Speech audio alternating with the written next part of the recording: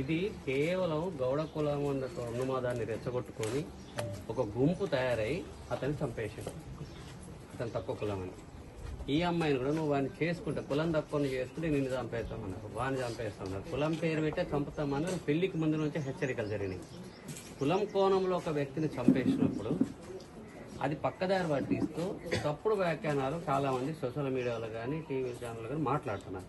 వీళ్ళందరి కూడా కేసులు పెట్టి హత్యలు వాళ్ళకు కూడా బాగుంటుంది.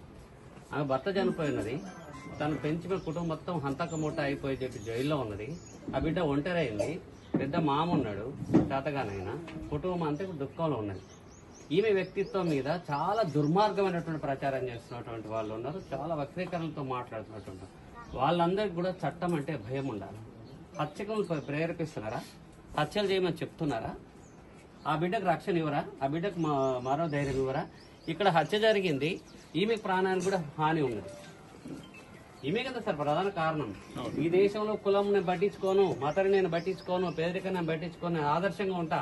బాబాసాహెబ్ అంబేద్కర్ భారత రాజ్యాంగంలో చెప్పాడు, కుల నిర్మూలన జరగాలంటే యువత కుల నిర్మూలన, కులాంతర ప్రేమ వివాహాలు చేసుకోవాలి, ఆదర్శంగా ఉండాలని చెప్పారు. కట్నాలు లేకుండా, కానుకలు లేకుండా, కులం లేకుండా వాళ్ళు ఆదర్శంగా నిలబడ్డారు. 10 మంది మెచ్చేటాడు, మాలందరం మెచ్చుకున్నాం. అలా ఆదర్శంగా ఉండి సమాజం యొక్క పురోభివృద్ధికి ఉపయోగపడే జంటల్ని వేరు చేస్తూ చంపేస్తూ ఒంటరిగా మిగిలిస్తుంటే మళ్ళీ ఇంకా ఒంటరి చేసినప్పుడు మిగతా పెళ్లి చేసుకుని ఎలా భయపడుకోవచ్చు సార్? ఇలాంటి వాళ్ళు నోరు ముయించాలి కదా. మీకే చెప్తున్నా సార్, నేను మీకే సార్. మేము విచారణ లోపల ఈ మీరు చెప్పిన 4-5 ఉన్నారా అనుకుంటలేదు, చాలా లోతుగా విచారణ ఏంటంటే సార్, దీంట్లో రక్త సంబంధికులే కాదు, కుల సంబంధికులు అనేక మంది పాల్గొని ఈ హత్యకు పథకం చేసినటువంటి వాళ్ళకి ఇంత వెన్నుదన్నుగా ఉన్న సామాన్య రైతు కుటుంబం. మరి అలాంటి కుప్పం ఇంత పెద్ద హత్య చేయడానికి ప్రేరేపించి దండుగా ఉన్నటువంటి వాళ్ళు ఎవరు వాళ్ళందరూ బయటేయండి.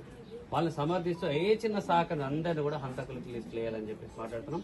ఖచ్చితంగా ఇలాంటి హత్యలు జరగకుండా ఆ బిడ్డకు రక్షణ కావాలి సార్. ఇక్కడ మేము పోలీస్ ప్రొటెక్షన్ కోరుతున్నాం.